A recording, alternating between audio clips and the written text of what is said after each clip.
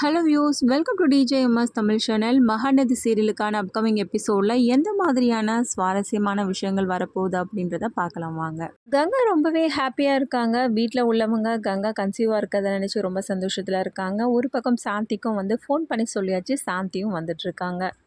இந்த தருணத்தில் யமுனா நிவின் ரெண்டு பேருமே வராங்க கங்காவை பார்க்கறதுக்கு. யமுனாவுக்கும் ரொம்பவே அளவில்லாத சந்தோஷத்தோடு இருக்காங்க. தன்னோட அக்கா கன்சீவ் ஆனதை அடுத்து நான் சித்தியாக போகிறேன் அப்படின்ற சந்தோஷத்தோடு இருக்காங்க. எல்லாம் ஓகேவா இருந்தாலும் அதுக்கப்புறம் என்ன பண்ணுறது, இதுக்கப்புறம் எல்லா வேலைகளையும் காவேரி தான் கூடமாட இருந்து செய்யணும் அப்படின்னு சொல்லிட்டு காவேரி கிட்ட சொல்கிறாங்க. இதுக்கப்புறம் காவேரி எல்லா உண்மைகளையும் எப்படி சொல்ல முடியும்? கிட்ட சொன்னதுக்கு அப்புறமா தான் வீட்டில் உள்ளவங்க கிட்டேயும் சொல்லணும் அப்படின்னு சொல்லிட்டு ஒரு முடிவோடு இருக்காங்க. இந்த தருணத்தில் காவேரி என்ன பண்ணுறாங்க, தண்ணி எடுத்துகிட்டு வர சொல்லி குடத்தை கொடுத்து அனுப்புகிறாங்க. அவங்க உண்மையாலுமே காவேரியோட நிலைமை வேறு எந்த பொண்ணுக்குமே வரக்கூடாதுன்னு தான் எல்லாருக்குமே தோணும். காவேரியும் குடத்தை எடுத்துக்கிட்டு தண்ணி எடுத்துகிட்டு வரதுக்காக போக இந்த பக்கம் இதை பார்த்த நிவின், அஜிச்சோ காவேரி குடத்தை எடுத்துகிட்டு போகிறாங்களே, எப்படி நம்ம இது பண்ணுறது அப்படின்னு சொல்லிட்டு காவேரி பின்னாடியும் போகிறாங்க. போய் தண்ணி பிடிக்க போக, காவேரி என்ன பண்ணுற நீனு அப்படின்னு சொல்லிட்டு நிவின் கேட்க, என்னாச்சு நிவின், என்னாச்சு, ஒன்றுமே தெரியாத மாதிரி பேசிகிட்டு இருக்க, நீயும் கர்ப்பமாக தானே இருக்க காவேரி, நீயும் தண்ணிலாம் தூக்கக்கூடாது, வெயிட்டெல்லாம் தூக்கக்கூடாது அப்படின்னு சொல்லிட்டு சொல்கிறாங்க. ஆமாம் இல்லை, ஆனால் வேறு என்ன பண்ணுறது நிவின் அப்படின்னு சொல்லிட்டு காவேரியும் பேச, தான் நான் அப்போவே சொன்னேன், வீட்டில் உள்ளவங்க கிட்ட சொல்லிவிடு. இப்போ பாரு, கங்கா கர்ப்பமாக இருக்கிறத பார்த்து எவ்வளோ சந்தோஷப்படுறாங்க. அப்போ நீயும் சொன்னால் உன்னையும் அப்படி தான் பார்ப்பாங்க காவேரி. இல்லை இல்லை வேண்டாம் நிவின், அப்படிலாம் இருக்க தேவையில்ல. நான் ஃபஸ்ட்டு விஜய் கிட்ட சொன்னதுக்கு அப்புறமா தான் வீட்டில் உள்ளவங்க கிட்ட சொல்லணுன்ற ஒரு முடிவோடு இருக்கேன். நீ தயவுசெய்து எதுவும் சொல்லிடாத அப்படின்னு சொல்லிட்டு என்ன பண்ணுறாங்க, திரும்ப நிவின் கிட்ட கேட்குறாங்க. அப்புறமா சரி இரு காவேரி, நான் தூக்கிட்டு வரேன் அப்படின்னு சொல்லிட்டு அந்த குடத்து தண்ணியை காவேரி கிட்ட இருந்து அதுக்கப்புறம் வாங்கி மேலே எடுத்துகிட்டு போகிறாங்க. ஒரு பக்கம் நிவின் தூக்கிட்டு வரதை பார்த்த யமுனாவுக்கு பயங்கர கடுப்பாகிறாங்க. இன்னொரு பக்கம், தம்பி தம்பி நீங்கள் ஏன் தூக்கிட்டு வரீங்க? காவேரி, நான் உங்ககிட்ட தானடி சொன்னேன், எதுக்காகடி தம்பிக்கிட்ட வேலையை காட்டுற அப்படின்னு சொல்லிட்டு சாரதா என்ன பண்ணுறாங்க, காவேரியை பார்த்து திட்டத்தை பார்த்த நிவின், ஐயோ அதெல்லாம் இருக்கட்டும்ங்க, நான் தான் எடுத்துகிட்டு வரேன்னு சொல்லிட்டு சொன்னேன் அப்படின்னு சொல்லிட்டு எதையோ சொல்லி சமாளிக்கிறாரு. இது எல்லாத்தையுமே பார்த்துட்டு இருந்தால் யமுனாவுக்கு ஒன்றுமே புரியல. இவர் ஏன் இப்படி நடந்துட்டுருக்காரு, இந்த காவேரி அக்காவும் ஏன் கொஞ்சம் கூட புரிஞ்சிக்காமல் சில விஷயங்களை பண்ணுறாங்கன்னு ஒன்றுமே புரியலையே அப்படின்ற மாதிரி யோசிக்க ஆரம்பிக்கிறாங்க. காவேரியும் திட்டுறாங்க. நிவினால் பொறுத்துக்க முடியல, ஒருவேளை உண்மையை சொல்லிடலாமான்னு கூட யோசிக்கிறாங்க. இந்த நிலைமையில காவேரி கஷ்டப்படுறத நிவினால் பார்க்கவே முடியல. சொன்ன அந்த ஒரு வார்த்தையால் நிவின் யார் முன்னாடியும் வாயை திறக்காமல் இருக்கார். எல்லா கஷ்டத்தையும் தாங்கிட்டு இருக்காங்க காவேரியும்.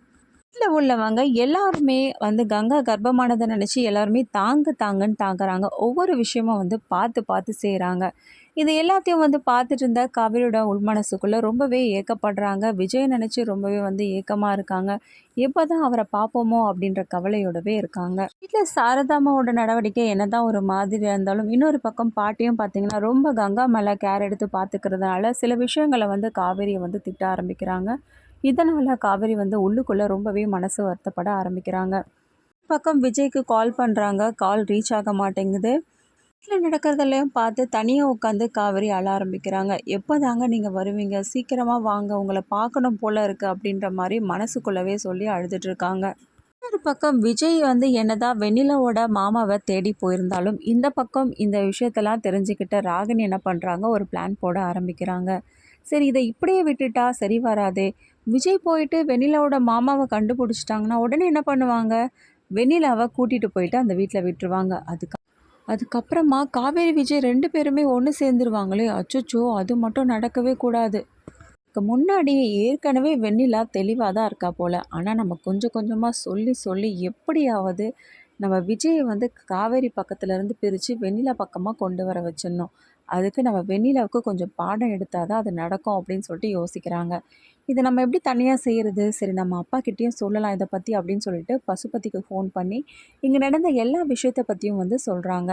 இவ்வளோ தானம்மா விஷயம், நீ ஒன்றும் கவலைப்படாத, நான் பார்த்துக்கிறேம்மா அப்படின்னு சொல்லிட்டு பசுபதியும் சிரிச்சுக்கிட்டே சொல்ல, இன்னொரு பக்கம் வெண்ணிலா கிட்டே போன ராகினி என்ன பண்ணுறாங்க, கொஞ்சம் கொஞ்சமாக பேச்சு கொடுக்க ஆரம்பிக்கிறாங்க. சில விஷயங்களை பேசுகிறாங்க.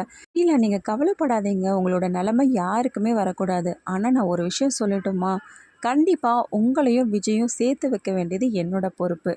நான் எந்த அளவுக்கு நீங்கள் விஜயை நேசிச்சிங்க அப்படின்னு சொல்லிட்டு என்னால் புரிஞ்சிக்க முடியுது அப்படின்னு சொல்லிட்டு என்ன பண்ணுறாங்க, ரொம்பவே உருகிற மாதிரி வெண்ணிலா கிட்ட பேச, அப்படிங்களா, கண்டிப்பாக எங்களை சேர்த்து வச்சுருவீங்களா அப்படின்னு சொல்லிட்டு வெண்ணிலாவும் கேட்க, என்ன வெண்ணிலா நீ இப்படி சொல்லிட்ட, அதெல்லாம் எல்லாம் முடியும், சரி அதுக்கு முன்னாடி நம்ம ஒரு இடத்துக்கு போகிறேன் கூட வரீங்களா அப்படின்னு சொல்லிட்டு கேட்குறாங்க.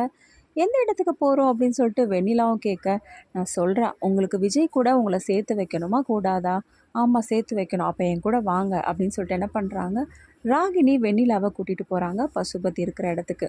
பசுபதியை பார்த்ததும், அப்பா நான் சொன்னேன்லப்பா இவங்க தான் வெண்ணிலா, விஜயோட முன்னாள் காதலி அப்படின்னு சொல்லிட்டு. அம்மா நான் நடந்ததெல்லாம் கேள்விப்பட்டேன். நீ ஒன்றும் வருத்தப்படாதம்மா, நீயும் என் பொண்ணு மாதிரி தான். நான் கண்டிப்பாக விஜயோட உன்னை சேர்த்து வைக்கிறேன். அதுக்கு தான் ராகினிங்க கூட்டிகிட்டு வந்திருக்கா போல அப்படின்னு சொல்லிட்டு என்ன பண்ணுறாங்க, பசுபதியும் வந்து பேசுகிறாங்க. எப்படி இப்படி மாறினார்னு எனக்கு ஒன்றுமே புரியல. ஏன்னா அந்த அளவுக்கு என்னை விரும்பினார். அவர் இவ்வளோ சீக்கிரம் இப்படி மாறி இருப்பாருனோ, அவர் வேற ஒரு கல்யாணம் பண்ணியிருந்திருப்பாருன்னு நான் கொஞ்சம் கூட எதிர்பார்க்கவே இல்லை. என்னால் இதை ஏற்றுக்கவும் முடியல, என்னால் இதை தாங்கிக்கவும் முடியல அப்படின்னு சொல்லிட்டு வெண்ணிலா ரொம்பவே வேதனையோட பசுபதி, ராகினி இவங்க 2 பேர்கிட்டயும் வந்து சொல்லிட்டு இருக்காங்க. சொல்கிறதெல்லாம் புரியுதுமா, கண்டிப்பாக உன்னோட காதல் வந்து உண்மையானது தான். அதனால தான் சொல்கிறேன், கூடிய சீக்கிரமே நீயும் விஜய் சேர தான் போகிறீங்க. நீ கேட்டியம்மா 2 பேருக்கும் எப்படி கல்யாணம் ஆச்சுன்னு, அது வேற ஒன்றும் இல்லை. அவங்க 2 பேருக்கும் நடந்ததே ஒரு கான்ட்ராக்ட் மேரேஜ் தான். எல்லாம் அந்த காவேரி தான் ஏமாற்றி ஏதாவது பண்ணியிருப்பான்னு எனக்கு தோணுது.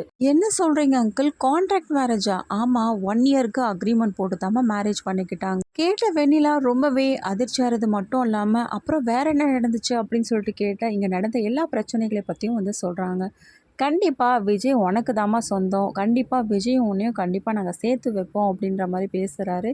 இதை கேட்ட வெண்ணிலாவுக்கும் ஒரு நம்பிக்கை பிறக்குது. இதை கேட்டு ரொம்பவே சந்தோஷப்படுறாங்க. இல்லை அதுக்கு முன்னாடி நாங்கள் சொல்கிற இந்த விஷயத்த மட்டும் பண்ணால் போதும், நீ நினச்சா மாதிரி நீ விஜய் கூட சேர்ந்து வாழலாம் அப்படின்னு சொல்லிட்டு பசுபதி சொல்கிறாங்க. விஜய் கூட நான் சேர்ந்து வாழணும் அப்படின்றதுக்காக என்னால் எது வேணாலும் பண்ண முடியும், நீங்கள் எது சொன்னாலும் செய்வேன் அப்படின்னு சொல்லிட்டு வெண்ணிலா சொல்ல, பசுபதி, ராகினி 2 பேரும் மாறி மாறி பார்த்து சிரிச்சுக்கிறாங்க. வெண்ணிலாவை இந்த வீட்லேயே நிரந்தரமாக தங்க வைக்க பசுபதி எந்த மாதிரியான விஷயங்களை வந்து பண்ணுறாங்க? அப்போ வெண்ணிலாவை தேடி போன விஜயோட நிலைமை என்னாச்சு? உண்மையாலுமே விஜயோட மாமாவை வந்து கண்டுபிடிச்சாரா இல்லையா? இது எல்லாமே தெரிஞ்சுக்கலாம் டிவிக்கு முன்னாடியே. இதுக்கு மறக்காமல் நம்மளோட சேனல் வந்து சப்ஸ்கிரைப் பண்ணிக்கோங்க. கூடவே இருக்க அந்த பெல் ஐக்கானும் கிளிக் பண்ணிவிடுங்க. அப்போ தான் நான் போடுற அடுத்தடுத்த வீடியோஸ் உங்களுக்கு நோட்டிஃபிகேஷனில் வரும். ஓகே வியூவர்ஸ், தேங்க்ஸ் ஃபார் வாட்சிங் திஸ் வீடியோ.